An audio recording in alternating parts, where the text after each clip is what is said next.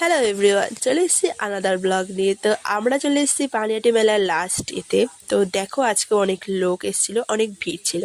তো এখানে আমার দিদি কানের বেচে নিচ্ছে। তো আমরা কয়েকটা কানের নিয়ে নিয়েছিলাম। এগুলো সব করার প্রাইস ছিল 30 রুপিস। তো দেখো কানেরগুলো কেমন হচ্ছে কমেন্টে বলো। ওখানে দারুণ দারুণ গান চলছিল, তো তাই জন্য সবাই এখানে ডান্স করছিল। বাট ক্যামেরা দেখেই সবার ডান্স থেমে গেছে, দেখতে পাচ্ছ। তাও আদিদা কিন্তু নেচেই যাচ্ছে।